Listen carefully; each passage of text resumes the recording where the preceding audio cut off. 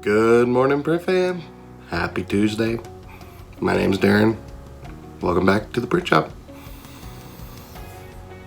I thought I would address a few of the common comments that I have. One, I almost yawned and it would have been perfect. It's about all the yawning.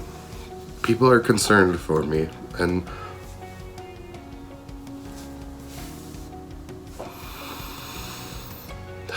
I'm concerned for myself. I have always had a problem falling to sleep. So I'll usually go to bed, whether I look at a phone, don't look at a phone, read a book, don't read a book, lay there in silence, anything. It usually takes me about 2 hours to fall asleep. The one caveat to that is, like, if it's right on the cusp of, oh, I'm starting to feel tired, if I try to go to sleep right then I'll fall asleep, like, super quick. But the problem is I have 4 children. And I do have 4, right? Yeah, I have 4 kids. And let's take an example of last night. I was in bed at 10 o'clock. My 7-year-old picked his nose at 1 in the morning and it bled everywhere. My 3-year-old climbed on my bed, which I didn't know, and then kicked me in the back at like 3 in the morning, which woke me up. She screamed when I tried to put her in bed. So, do I have sleep apnea? Probably. Oh man. Do I have a problem because my children wake me up all the time? Yes. I have a huge problem with my brain. Like, at night, probably the biggest thing that makes me not go to sleep is my brain won't shut up. Like, I think about business, I think about family, I think about finances and all different things, and so my brain just won't stop. So there will always be a yawn problem, and I really need to I want to come up with a funny shirt about yawning, because I would wear it all the time. There was another thing I was going to cover, but I don't remember. So I'll remember it and we'll get back to it. As far as today, we've got some shirts that I need to make that I'm trying to figure out where they are. I ordered them from SLC Activewear. They had to come from California because they didn't have them in stock. They finally got the FedEx back to me today, and they're supposed to be here tomorrow, but I'm supposed to deliver them tomorrow. So they said they do have them in stock now, but their will call isn't open because of COVID. So she said that she could possibly get them out to me today via their local delivery. So hopefully they show up, because I need to do a couple of masks and some shirts for delivery tomorrow. And then I've got a bunch. It's bad today. It's really bad. I got a bunch of stuff to do on the HP Latex. I got the postcards that we printed yesterday, the birthday cards that I need to mail off. So some good things should be happening today. Thank you for being here. Like I said, my name's Darren. Welcome back to the print shop.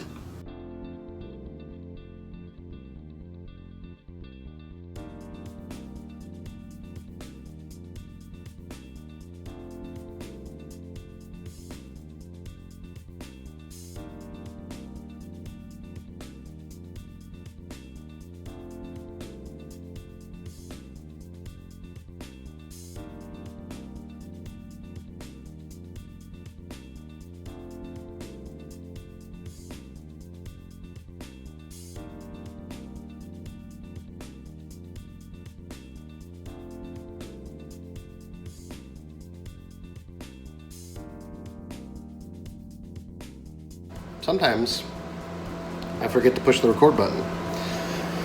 So I'm gonna do this all over again. I'm working on some postcards, and by postcards I mean thank you cards. They are, I'll undo the work I did to show you. They are 10 inches by 7 inches. So when they are folded in half, they are 5 by 7s. So they fit in an A7 envelope. And the Duplo doesn't technically accept, I think, smaller than 8 inch. So I lied to the Duplo on the program to say that this is an 8 inch job just because we're running it through to only put a crease in it. Now if I had like a Morgana, this would be a moot point and it wouldn't matter. But I like to print these on 12 by 18s 2 up, and so I can't do the crease in it as it cuts it because then it would be the wrong direction. So I cut them all, then I reload them in the machine, and I'm going to show you how I load them so that I can make it work. So you can see here, this is the normal stop, which puts it at about 8 inches. This paper, like I said, is 7 inches wide. And so I just use these stops and I just make sure that there's enough clearance that it won't hit this thing, because this table does go up. So as long as I have that like that, then I can change the program on the Duplo here. So I just come here to select. I select my crease. And then we'll test one of them.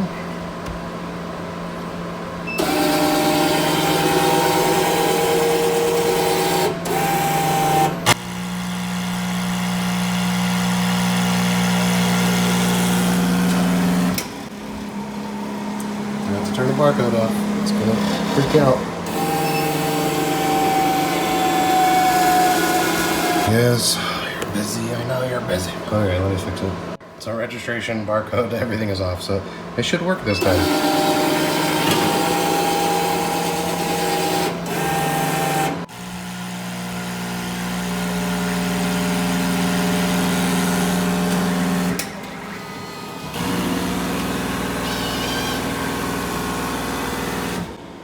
There we go. So now they can fold it. I'm not going to do it because I'll do it wrong one-handed. And right on the inside, send it off. So I had to take my wife's car, to get new tires. And while I was there, I kept checking the porch, seeing if the package had arrived for the shirts, and it had not. So I thought, oh, it's 3 o'clock. I should call them, see if they can give me an update of where it is. And I called him. Hey, where's this order? He said it was going to be here this afternoon. It's the shirts that I mentioned, I think, earlier this morning. If not, a brief recap. I ordered some shirts from SLC Activewear. They had to come from California. I ordered them like a week ago. They're not supposed to actually show up until tomorrow, which is shocking. So I called them. They happen to have those in stock in Salt Lake now. And so they're like, oh, well, if we order them before 11, we can get them on the afternoon carrier, because they do local carrier. We can get it on the afternoon truck to come to you. So it's about 3 o'clock. Hey, where are the shirts? Oh, well, you're just outside of our second run, so we can't bring them till tomorrow. It's like, well, I made this deal because I needed them today. So now I'm driving to Salt Lake, picking up some shirts. I have to drive home, decorate the shirts, drive back to Salt Lake to deliver them. Super frustrating. And I don't even have time to go switch. So I'm driving, my wife has a Suburban because we got 4 kids. So it's a gas guzzler instead of my little dinky Honda Accord. So I'm spending extra money on gas to go home, do this thing. Super frustrating. Check with your suppliers because they lie.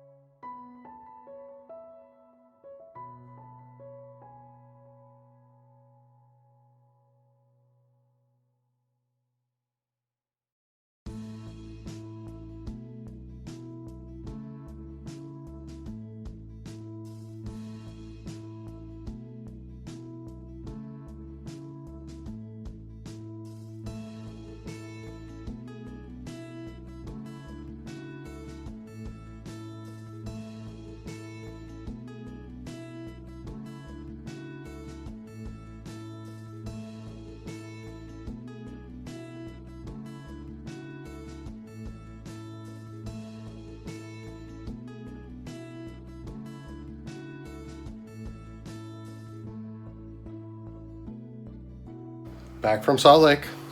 Got the shirts done. And I think I've cracked the code to doing solid white with the white toner. More pressure. So on the shirts that I did, they were a V-neck, and I pressed them, and I got the machine up on overload just barely, so just above a 9. I would let them cool for a few minutes, put them back on, press them again, let them cool for 5 minutes, and then peel them. Way easier. Before it was always a struggle and trying to get it to pop, like disconnect. The other thing that I need to try is the Presto paper. So if anyone has some and they happen to want to send me some, I will gladly review it. Just kidding. But seriously, if you guys want to send me some, I wouldn't complain. So I got those done. I text the customer, see if I need to go back to Salt Lake, or if they're going to come here, we're going to meet in the middle, or what's going on. So that about wraps it up for today. I got some stuff done on the Konica, which was super great.